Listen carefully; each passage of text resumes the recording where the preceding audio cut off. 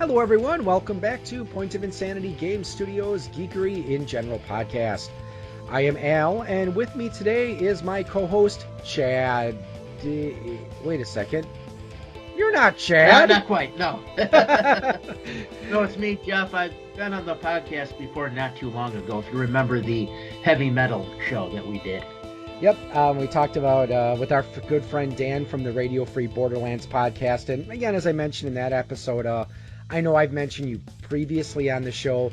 I don't remember if I ever addressed you as by name before, if I just maybe just referred to you as my roommate from college. Yeah, I'm not sure. I don't remember.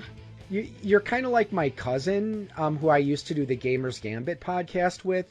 It's like for the longest time, sometimes I would usually mention him when I talked about some of my early experiences with the Nintendo Entertainment System, but I never really addressed him by name. So it's like when I finally had him on the show for the first time, it's like, so you want to tell people your name or do you want to preserve your anonymity? Yeah. But it's too late for you to remain anonymous because we have already mentioned you. So how's it going today, Jeff? Yeah, pretty good. Not too bad. Very snowy here. At about 12 inches last night. So, yeah, had a lot of snow blowing to do. So. Yeah, that's crazy. I mean, we're pretty lucky up here. I think we had somewhere between about 3 to 4 inches, and it was the light powdery stuff. I have a friend who works for a landscape company in the Milwaukee area, and I think they had anywhere from 6 to 10 inches down there. So yesterday, I mean, we're recording this on February 1st, so yesterday he put in like a 13-hour day. So yeah, it's one of those things where I think for people who run landscaping type companies that do snow removal in the winter, it's like, yeah, it's nice when there's some snow because that's extra business for them. But then again, when there's too much, it's like, yeah, you're putting in 12, 13-hour days, and I can see how that gets exhausting. Right. There's no way to spread it out, I guess. Yeah. Exactly. But we are not here to talk about the weather. We are here to talk about something which I'd like to think is far more interesting. And I would say so. Yeah. Yes. And that is Cobra Kai, the series on Netflix. Well, actually, no, it started out as YouTube Red. Yeah, YouTube Red, yeah. And was it 2017 or 18 it started? I want to say it was 2018. And I know I bought YouTube Red specifically for Cobra Kai because they gave you like 2 episodes for free. And then you had to purchase YouTube Red. And that's why I bought YouTube Red. Well, it's now YouTube Premium, but. Yeah. And for me, I'm a little late on the bandwagon. I didn't start getting into it until it came to Netflix. So as we start this episode, let's go back to a simpler time, the glorious 80s. Do you remember the year 1984? I do. I definitely do. Yeah, 1984. Yeah, back when we were youngins back then, both of us were 9 years old. Right. And of course, 1984 is also a good album by the legendary rock band Van Halen. And yeah, unfortunately, was it this year yet or was it last year that Eddie died? It was toward the end of 2020. I think Okay. either September or October. Yeah, which, sucks because it's like, doesn't that make you feel kind of old? Like, a lot of these actors and musicians that we looked up to as kids are now dying off. It's like, wow, we're getting old. Right. That's the whole thing I am with like bands. Like I'll go out and want to see some of these bands that I haven't seen because you just know they're not going to be around too much longer. So I have this thing where I have to do that.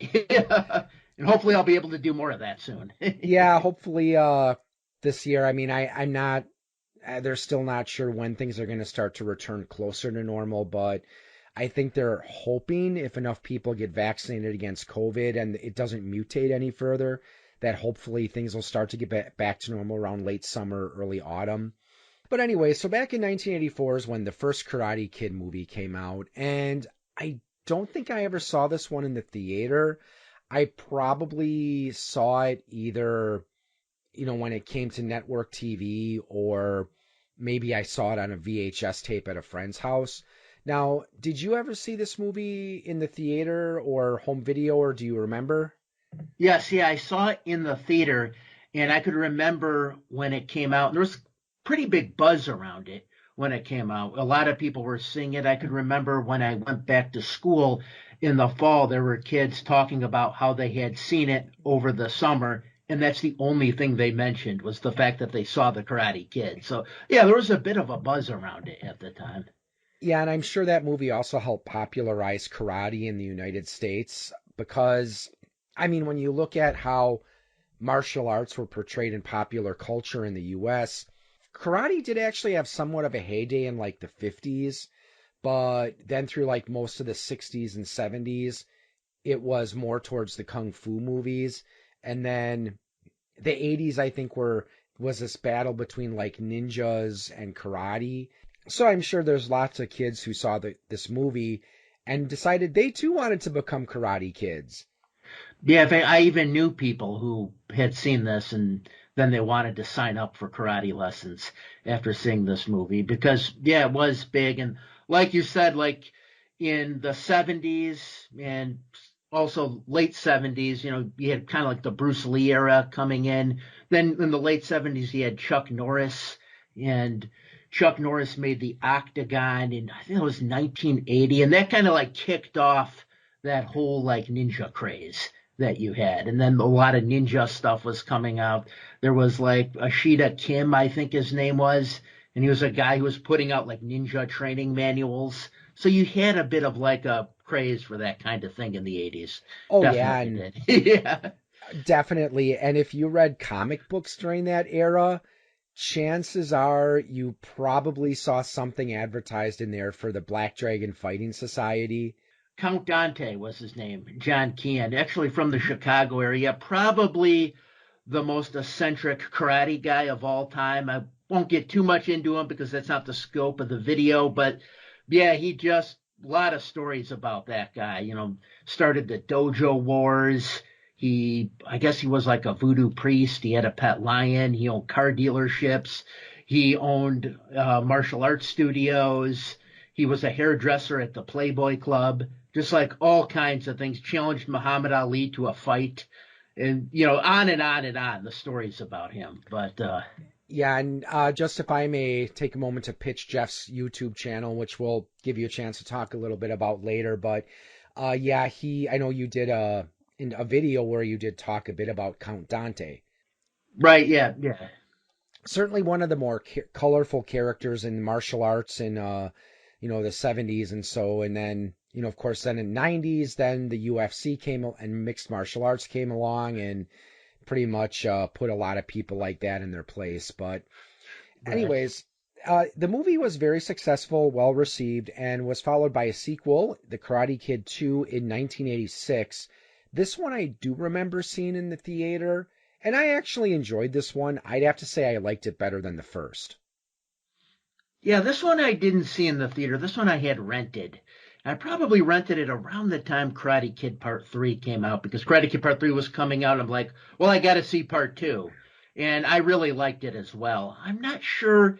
It's just very much a different film from the first.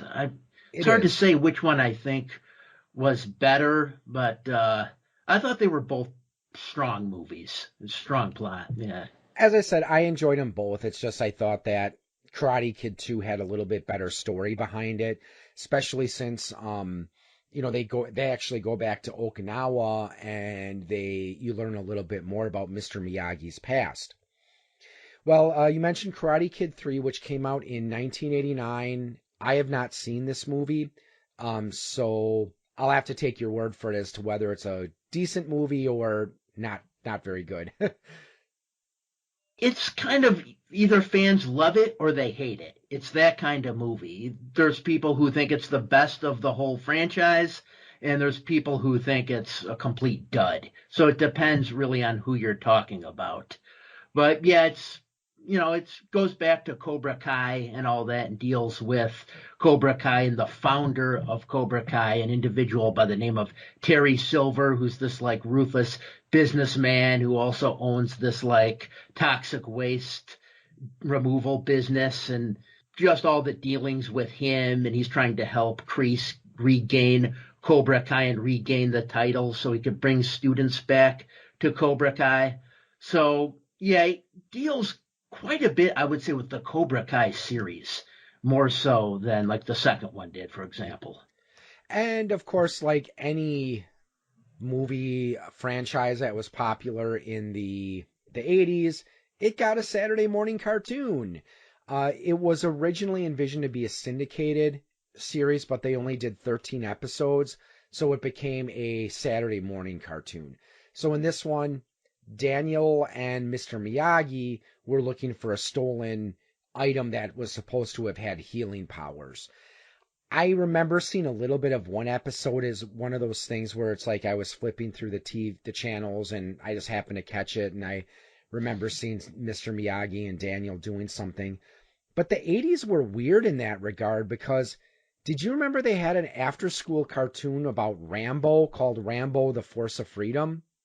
Yes, yeah, and Chuck Norris, I think, had one Yep. too. Chuck Norris and the Karate Commandos. Yeah, and it's like uh, you gotta wonder, especially with the Rambo one, whose idea was it to take a hard R-rated film like Rambo and turn it into Saturday morning cartoons?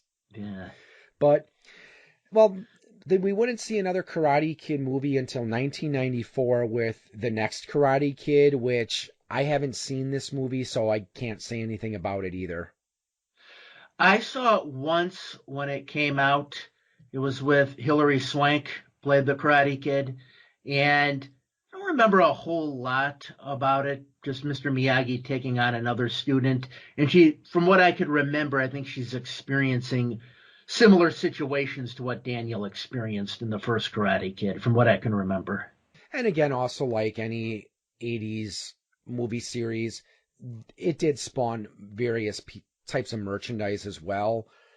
There were action figures for it. There were, of course, T-shirts and posters and stuff you could get. There's also actually 3 video games based on the Karate Kid series. The one that we probably would remember. Do you remember the LJN game that they made for the Nintendo Entertainment System? Yeah, there was it the 1987 one that came out. Yeah, because it incorporated a little bit of the first movie, but focused mainly on the second.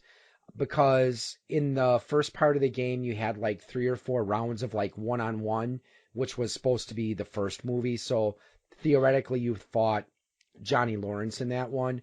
And then, yeah, the most of the game, though, was Yeah. focusing on the events of Karate Kid 2. And like the majority of LJN's games for the Nintendo Entertainment System, I remember there was a bonus stage where you had to like break ice and like catch flies with chopsticks.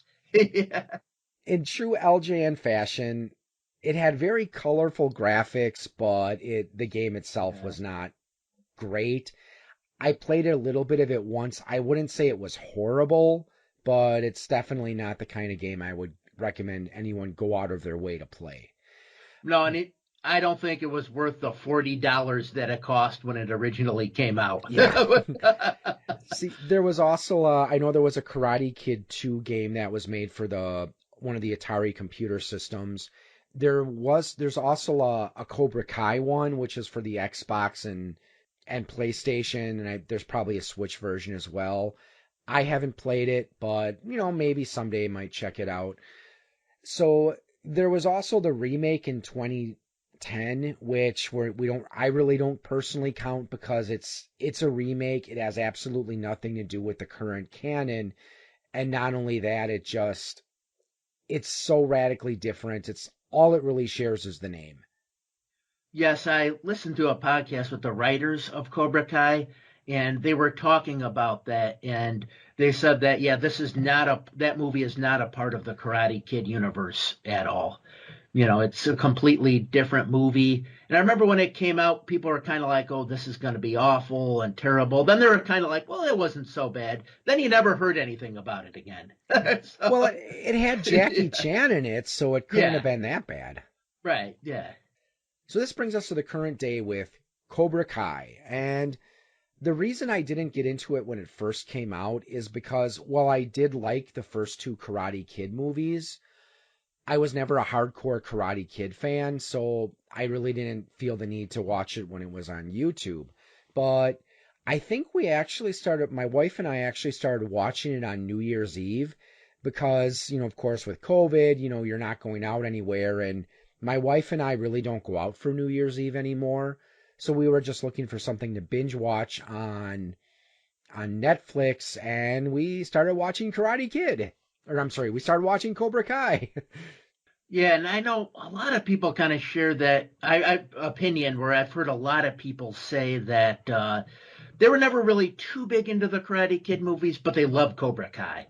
So I've heard a lot of people say that. Myself, I did like the first two movies, especially, like I said. So when I saw that there was going to be a Cobra Kai and it was going to explore these characters a bit more, have like more depth and texture to them, I'm like, yeah, absolutely. I got to check this out.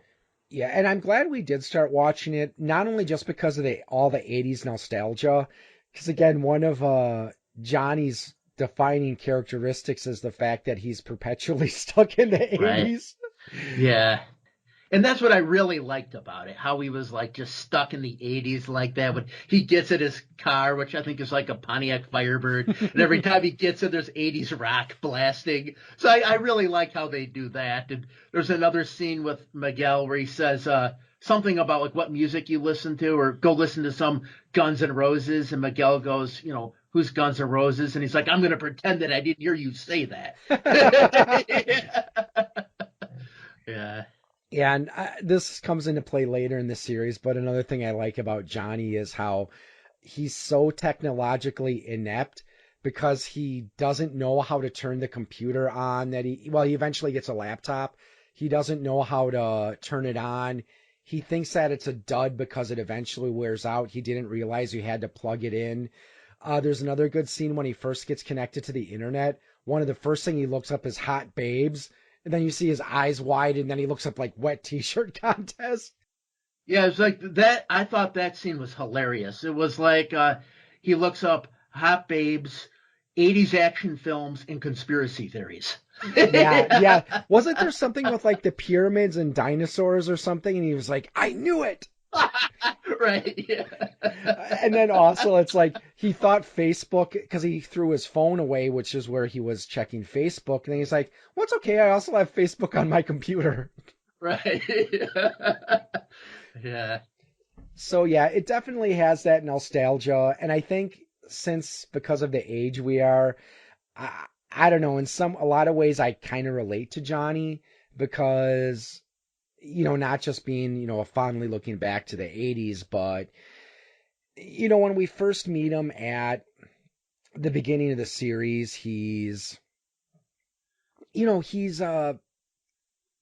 kind of like suffering from that, what some people call high school quarterback syndrome, when you realize that your best days are behind you and life has kind of passed you by, and right now you're just kind of existing. And like I said, what some people call high school quarterback syndrome, the person who, you knew that guy in high school who wasn't the star of the team, but he was still a pretty good football player. Maybe he was the captain of the team. That was his life, sports, or, the football team, whatever. And then he never really moves past that. So when you meet him, at your high school reunion 20 years later, he's still talking about, hey, dude, remember that time I scored that game-winning point Right. against the Cougars? Yeah, kind of an Al Bundy type. Yeah. Exactly, yeah. But yeah, like I said, I do agree with you. It is nice with the series because we can see character development that we can't really see in a 90-minute or so movie. Because, again, in a situation like with the movies, we're focusing mostly on Daniel-san and his relationship with Mr. Miyagi. And in those movies, Johnny is pretty much just there to be a rival towards Daniel. We don't get to learn much about his family life and what caused him to become the person he did. Right, and I guess I just kind of made assumptions back in the 80s, you were just kind of, there's a lot of assumption making about different things. And that's kind of what I did. Like, I kind of assumed, okay, maybe he had some sort of a tough upbringing, but, you're not given any of the details. I just kind of assumed that that might have been the case. You recommend it on YouTube. There's videos to check out where there's people who've made their various videos about how, when we look back, well, back then we were supposed to see Daniel as the hero, but we look back and it's like he was kind of a jerk and he was actually kind of the bully in some cases. One thing that I always kind of thought too, to me, it's not kind of like so much the classic archetypal bully situation of the big kid picking on the little kid. It's more of a love triangle. It's Yeah. more of like a love triangle kind of situation than the other sort of thing. And there are some moments where I would say Daniel does do some things to kind of escalate the situation a bit. So at the start of season 1, Johnny is a down on his luck handyman, and Daniel is the owner of a successful car dealership. Again, we get to learn a little bit more about Johnny's childhood and his relationship with his stepdad, which he find out that his stepdad was very wealthy, but he really didn't want anything to do with Johnny. So when he started studying karate, it was like John Kreese became his father figure, and that became more his new family. So the turning point for Johnny's life at this time is when he witnesses his neighbor Miguel being bullied. Johnny decides to defend him, and Miguel asks him to teach him karate. So Johnny reestablishes Karate Kai. We find out he has a son named Robbie, and despite Daniel's attempts to undermine Johnny, he does manage to attract students. And again, of course, Daniel is not happy about the fact that Cobra Kai is trying to come back. Daniel does eventually attract Robbie as a student and also works for him at his car dealership. At this point, though, he's unaware of his background. Near the end of the series, Johnny's attracted some students. They've gone through their different changes. And Johnny is trying to get Cobra Kai in the All Valley Karate Tournament. And again, this fits in with the whole Daniel is the bully mentality because he comes in to try to prevent it. But the committee decides they're going to allow Cobra Kai to enter the tournament, which Miguel ends up winning. And then at the final end of the series, we find out that John Kreese is alive and returns. So what are some of your thoughts on season 1? I really liked it a lot. Of all 3 seasons that have aired so far, it is without a doubt my favorite. I really enjoyed the whole thing. Just what we already talked about, how it's funny in parts and just the fact that, you're exploring certain aspects of these characters that you just were unaware of, that you just really couldn't explore in, the first movie. So that I really like that about it. Exactly. And I like how it portrays Johnny in a much more sympathetic light because, again, we realize that even though he was from a wealthy family, his childhood was not all roses and sunshine like you might expect. And again, while he is trying to reestablish Cobra Kai, he's saying that it's not going to be the same Cobra Kai that was under John Kreese. It's going to be a new Cobra Kai. And that's something that we see throughout the series where he does try to distance himself from that part of his life. So we really see a lot of growth in him, not just in the first season, but through the entire series so far. Right, you definitely do in this season. He's not going to be like how, Kreese was at all. He's going to take Cobra Kai in a different direction. It's going to be more his thing.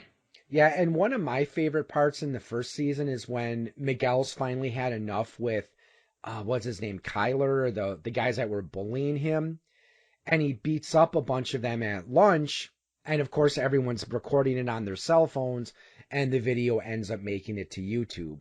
So I definitely see that as very realistic considering today's society. Right, yeah. You never know what's going to end up on YouTube. Yep, exactly. So in season 2, again, we have Johnny has, met up with Kreese again, and he doubts as to whether he really wants to follow in those footsteps or not. But even though he has his hesitations, he decides to allow Kreese to teach with him at the dojo. Daniel starts to doubt himself as well, and he's hoping that he can fill Mr. Miyagi's shoes and follow his footsteps. So both of them do try to attract more students.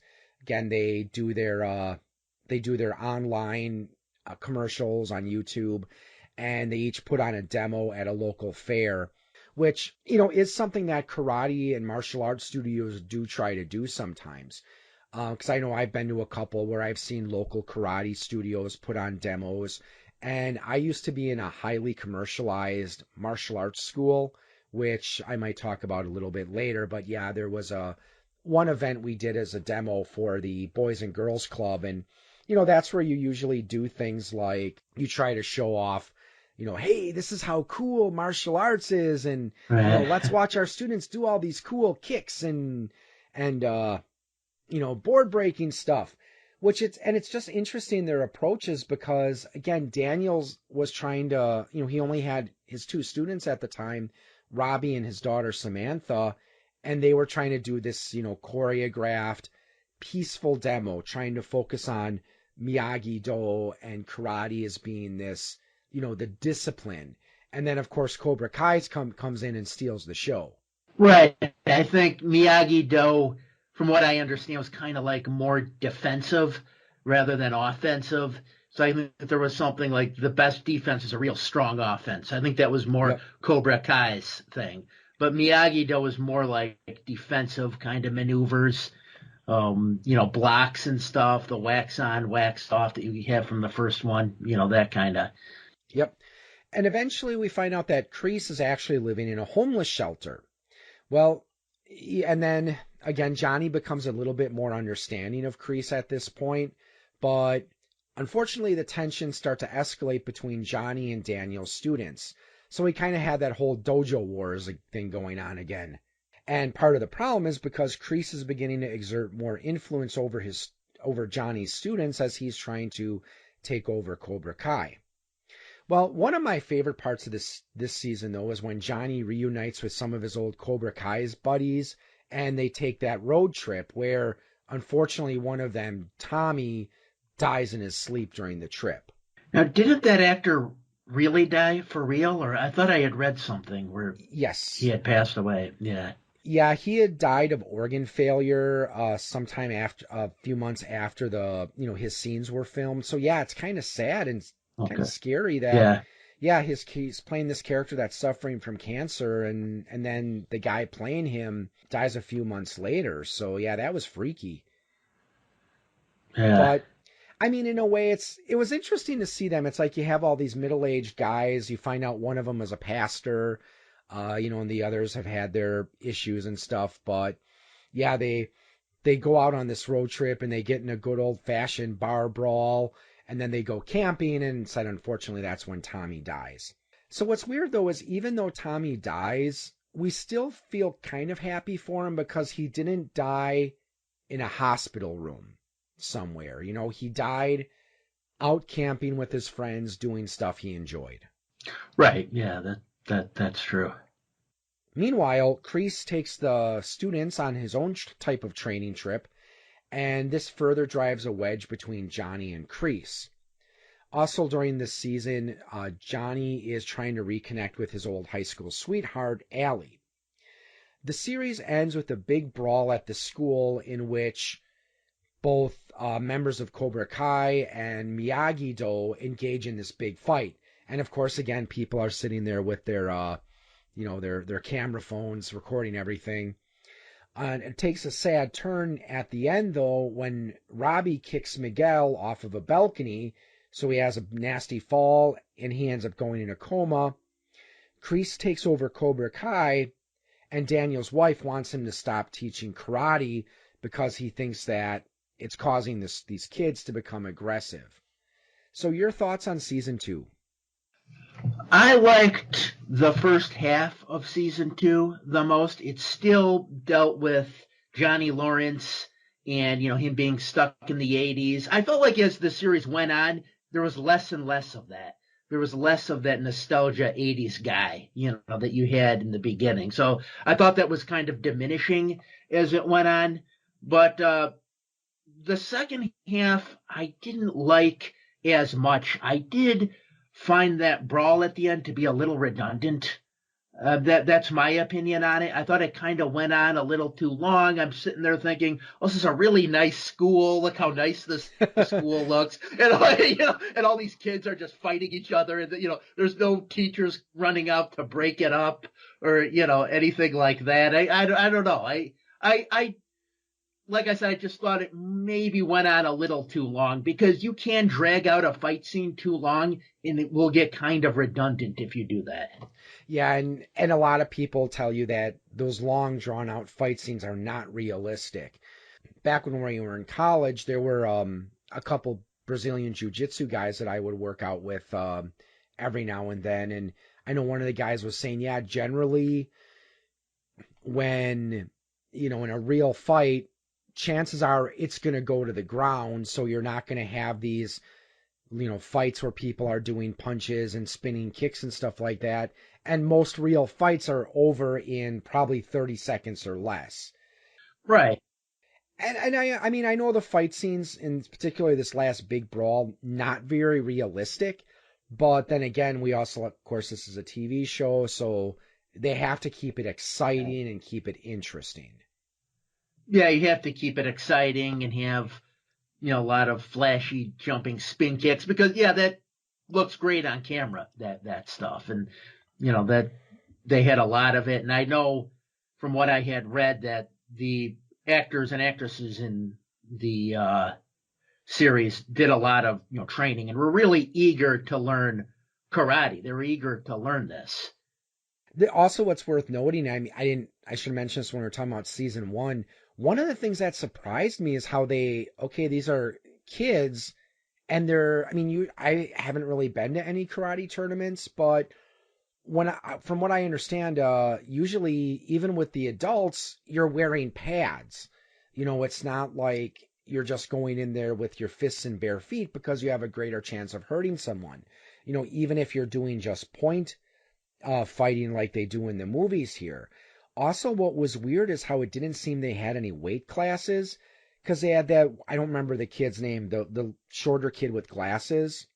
Actually, I think there's a couple of younger kids with glasses, but they had one of them who looked like he was maybe 70 pounds soaking wet, fighting someone who was obviously older, bigger, and stronger than him.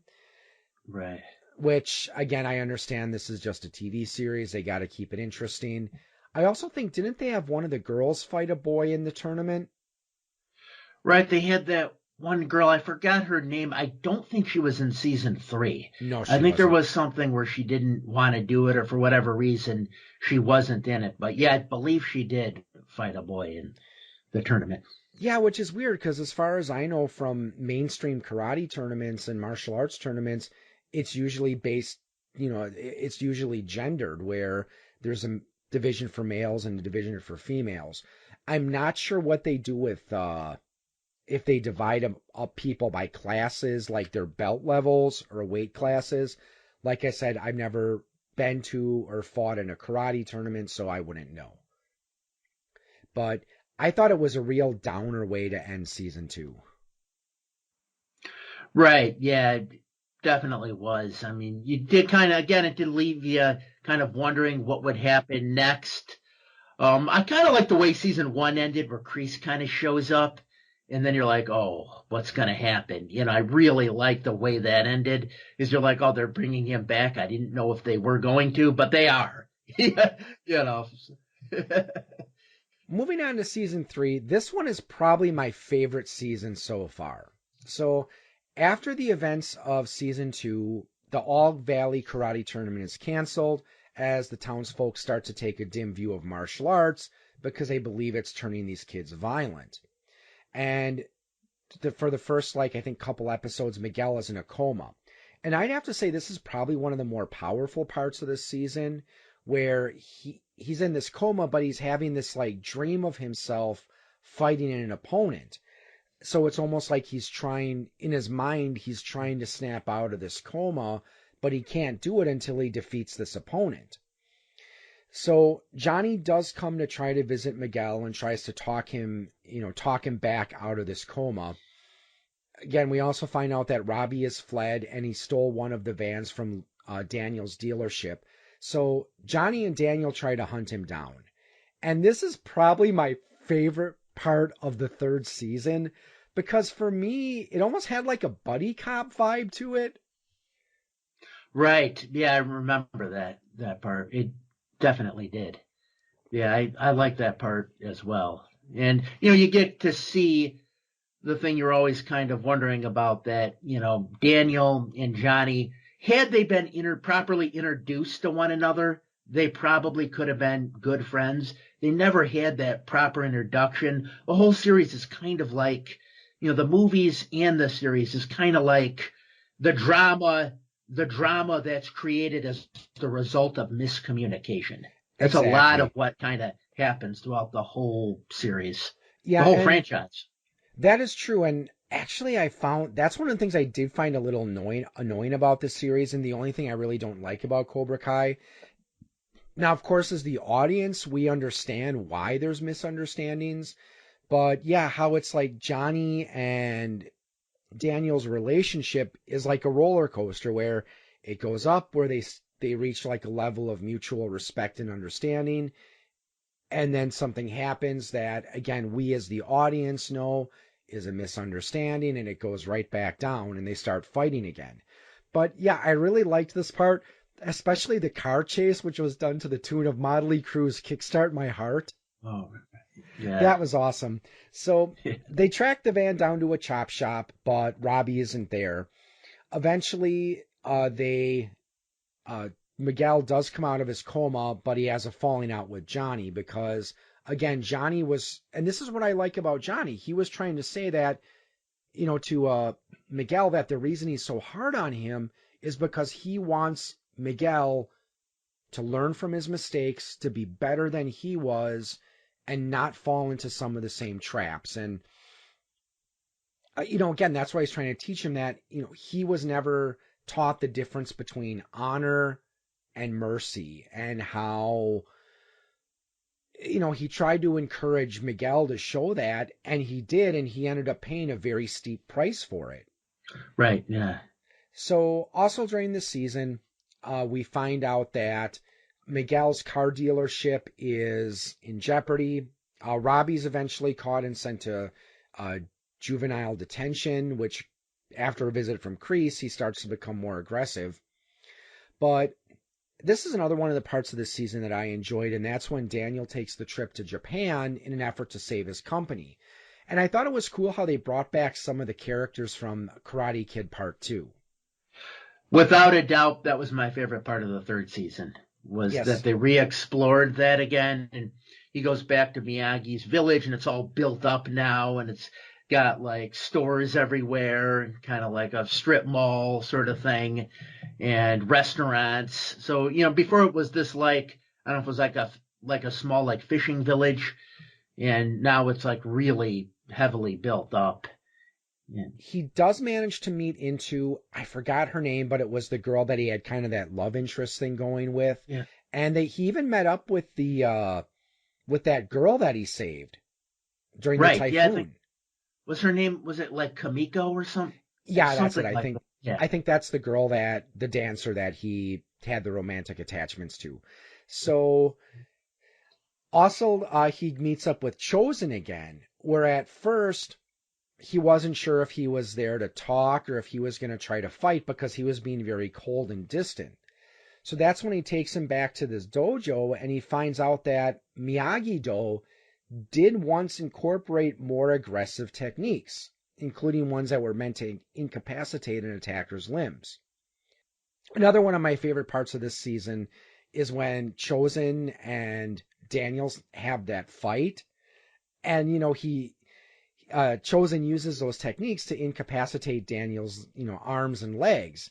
And we see a flashback to the first one where, he's about to kill, he defeats Chosen and he's like holding him up by his head. He's like, live or die, man. And he's like, die. He's like, wrong answer. And he like tweaks his nose. Yeah. And I remember that, and just that whole scene, I was like wondering what was going to happen because it was a very intense scene. It's like kind of like a sparring match, but then you're kind of like, oh wait, this is getting kind of serious. What's going on here? What's going to happen? And then you see that he knows these like pressure point techniques. And then, he can't move his arm. Daniel can't move his arms. And there's really, nothing he could do. But, that Chozan is kind of changed and he's not as vengeful, I think, as he used to be. He's kind of come around, so, plus he probably respects Daniel a lot for what happened in the first Karate Kid. There's a sense of, or the second Karate Kid movie. There's a sense of that. Yeah, then he's holding Daniel's head back and Daniel's sitting there helpless and he's like, he goes, he's like, he's going to strike him. Then he honks his nose and he's like, you have no idea how long I've waited to do that. You should have seen the look on your face. Yeah. But meanwhile, back in the States, Kreese is attracting more students, most of them picked for being extremely aggressive. Johnny also starts to try to help Miguel with his rehab using, let's just say, some less than gentle techniques. Right. Yeah, trying to get him to walk again, and yeah. He also takes him to a Dee Snider concert where he's healed by the power of rock and roll. Oh, right, I forgot about that. That's right. Yeah. Yeah, because I thought it was interesting because, he takes him there and it's like, he's rocking out to the music and he notices his feet are starting to move again. So, right. And this was another one of those powerful scenes, I think, is when they show Miguel and Johnny walking up to the dumpster with the wheelchair and the crutches and throwing him out. Yeah. Well, by this time, Kreese has pretty much taken over the dojo, so Johnny splits off to form his own style called Eagle Fang. As, well, of course, eagles don't have fangs, but it's because the eagle is the only type of bird that can supposedly kill a cobra. So now we have 3 dojos. We have the Miyagi-Do, we've got Cobra Kai, and Eagle Fang. And all 3 of the senseis go to a town council meeting as they try to convince them to bring back the All Valley Karate Tournament. And this is where Sam and Miguel make their speech and they get him to agree to allow it to commence. We fast forward to Christmas where Allie's back in town and he goes to a party with Johnny where they meet up with Daniel. And thanks to Allie, we finally see Johnny and Daniel reconcile, where they're agreeing that they're going to put their disagreements from the past behind them. Meanwhile, Cobra Kai attacks both Eagle Fang and Miyagi-Do as they're having a meeting at Daniel's house, and we get another big brawl. And during the fight, Hawk finally realizes what Johnny was warning him about with Kreese, and that he's been manipulating them, so he turns against Cobra Kai, rescues Dimitri, and eventually the Cobra Kai is forced to retreat. And this is another good scene in this season, and this is why I love third season so much, is when Daniel and Johnny both go to confront Kreese and Robbie. Right, yeah, and another thing, speaking of Kreese, that I also did like a lot about this season is they actually do dive into some of Kreese's backstory, like, his time in Vietnam, to kind of get into how he was the way he was, to kind of explore that a bit.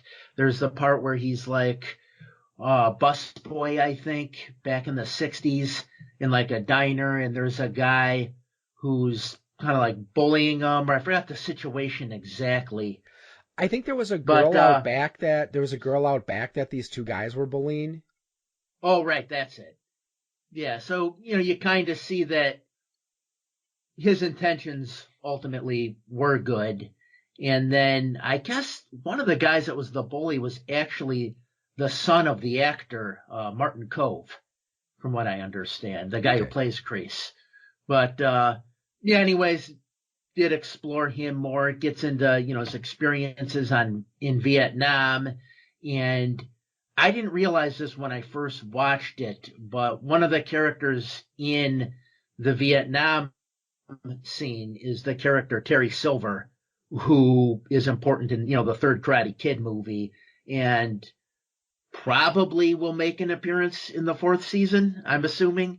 you know. But yeah. Yeah, I'm assuming too, and I think it would actually be good because again, we have characters from one and two coming back, so it would certainly nicely wrap things up if Terry does make an appearance. But yeah, I do like that too, and that's one of the reasons I like the series is because again, we do get more information on the backgrounds of these characters. So we find out that there's a reason why Kreese is so aggressive. We find out about when he was in Vietnam, they were captured and they had to fight on this over this pit of snakes. And he had to fight his commanding officer. And he ends up, of course, defeating him and killing him. Actually, I think right, and I think Terry Silver kind of thanked Kreese for saving his life because I think they wanted Terry Silver to fight that commanding officer, and Yes. he didn't want to because he felt he would lose. Yep. And then Kreese agreed to do it. Yeah. So as the series ends, we have Kreese confronting, Johnny and Daniel, and they agree that they're going to settle this in the tournament where if Kreese loses, he's going to stop teaching. And this, again, this is just another reason why I love season 3 so much. At the end, we see Johnny and Daniel's students starting to train together at the Miyagi dojo, and we see finally Johnny and Daniel finally respecting each other and treating each other as equals. So, what would you like to see happen in season 4?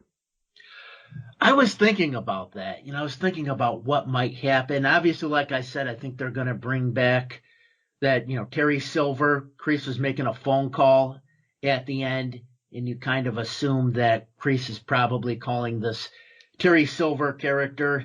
And kind of, it's almost like if Kreese is Darth Vader, Terry Silver's the Emperor. Yeah. It's almost kind of like that. So, what I think, this is kind of what I think is going to happen. I don't know if it will or not, but I think Terry Silver's going to come back. He's going to be really terrible and do some real terrible things.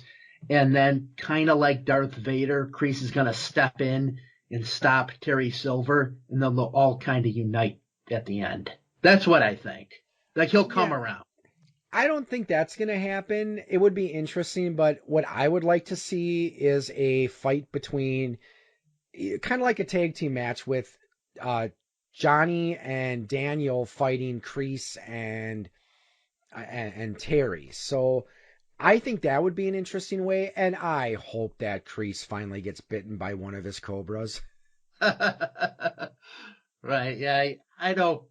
I mean, Martin Cove did a really good job of playing Kreese, and even said, I guess, that, no matter what, even in the first Karate Kid movie, if his students win, he's still kind of mad. If they lose, he's mad. It's like he's always kind of in the state of being angry, no matter what happens. And I know Martin Cove was talking about that. That's how he wanted to portray that character. And I wonder what they're going to do with Robbie, because, again, we know now that, I probably should have mentioned this at the start of the episode. Spoiler alert! But Right. I was going to ask if we were going to have spoilers or not, but I could, in post-production, I could always go back and edit something in. Warning, this episode contains spoilers. Yeah, because, I mean, it is kind of new. I always kind of thought that if something is over 3 years old, you don't need to say spoiler alert. That is true. Well, wait a second, Jeff. We may have ruined the 1984 Karate Kid movie for someone out there. Yeah. Someone hasn't seen it. Yeah.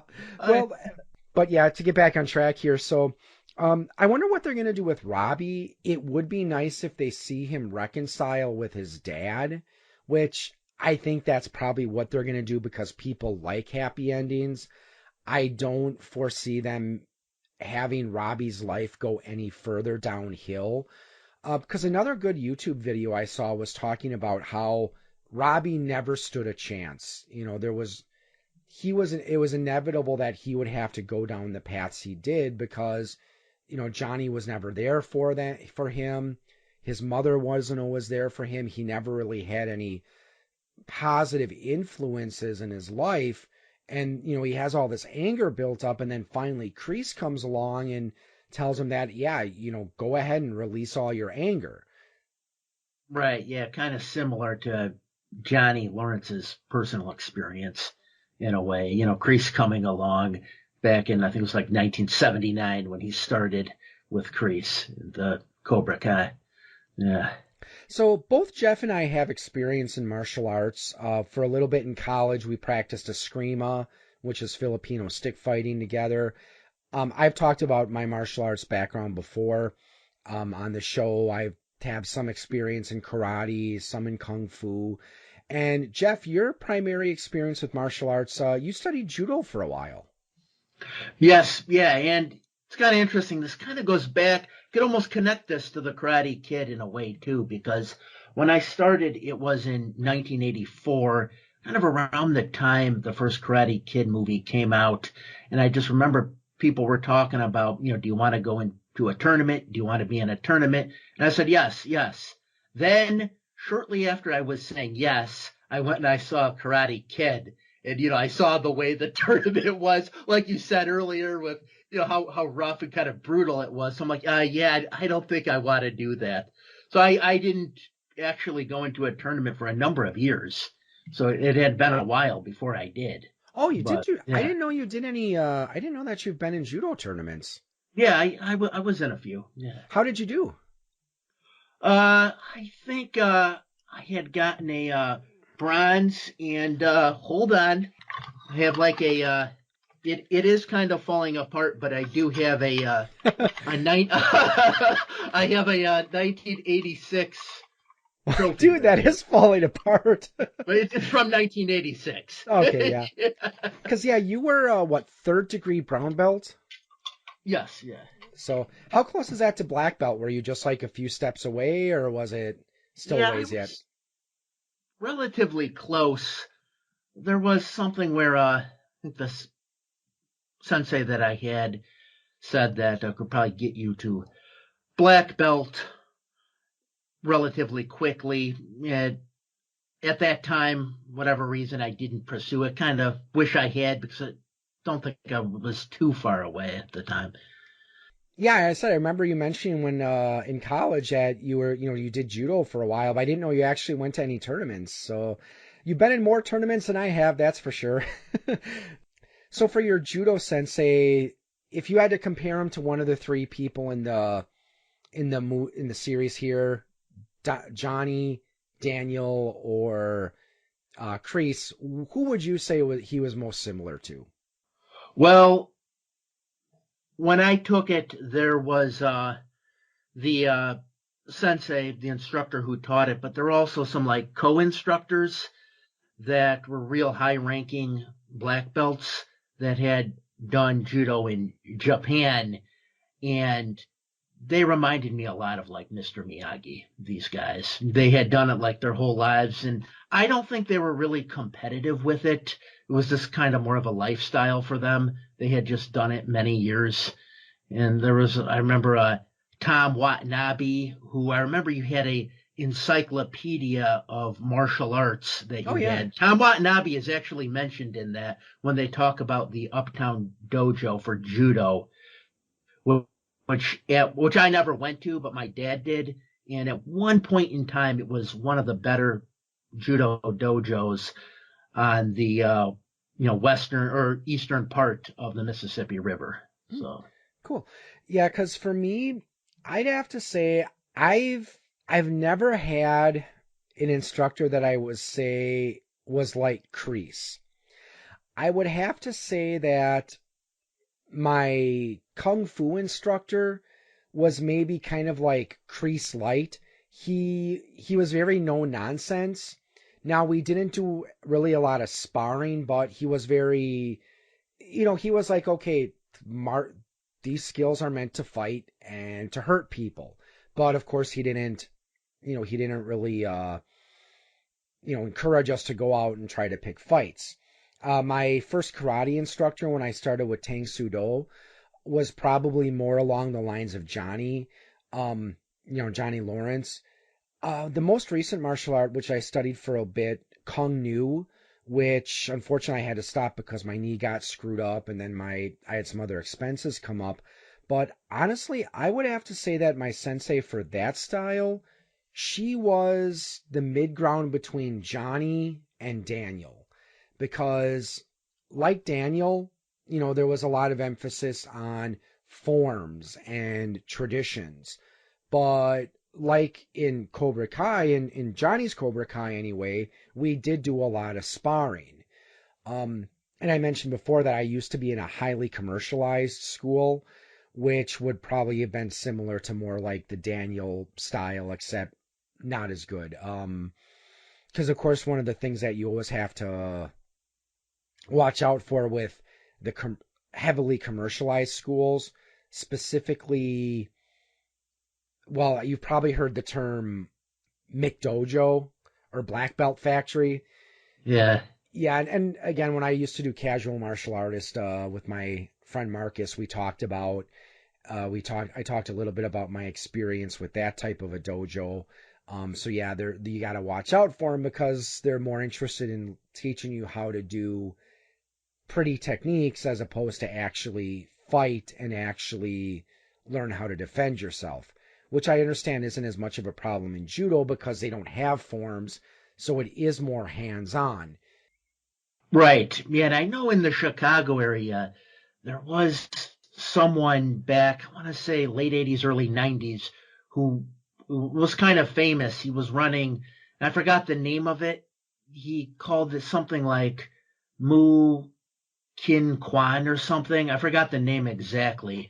But yeah, he had kind of like a number of these like McDojo type things. He was trying to really extract a lot of money out of people and offering to, get people to black belt, but they had to pay on $25,000. And there was, abusing it like that. And he also claimed to have like a title that no one could verify called Master of Asia, which, that sounds like a title. That sounds like a title Genghis Khan would have. Yeah. So, yeah. It sounds like, something Genghis Khan would have. Yeah, and I know it's definitely something you got to watch out for if you are, for the listeners, if you are ever interested in getting involved in martial arts. Yeah, you definitely got to watch out for the McDojos and black belt factories because, as one friend of mine always used to say, they're not teaching you karate, they're selling you that black belt. And, a lot of times what they'll do, it's like I said, the place I went that was very commercialized. It's like instead of having like one, you'd start out with your white belt and then you got like then there was like yellow belt and then like, you had to do through like 3 different ranks of yellow and then you got to yellow orange and you had to do 3 ranks of yellow orange and then you moved up to like orange and, so it was like they had the half color belts because it's all about keeping you trying to advance through these belts as long as possible. So. But I think this is a good place to end it. And as I mentioned before, you do have a YouTube channel where I know you've talked about the Count Dante. There was an episode I know you did about I think it's actually a 2-parter. You talked a bit about Bruce Lee. Right. Yes. And so if people want to look up your YouTube channel and maybe check out some of those videos, where can they find you? You can find it at Corm 1000, CORM 1000. And why is it called Corm? I think because I was reading a lot of Conan novels at the time, and his god is called Crom, so I just kind of altered it a little. So that's the reasoning for that, in case anyone wants to know. I thought you were going to call it Corn 1000, but you accidentally misspelled. Just kidding. Oh, no. Well, thanks a lot for joining us, everyone. And until next time, have a wonderful day. And again, thank you for tuning in. You have been listening to a presentation of Eclectic Media Podcasts.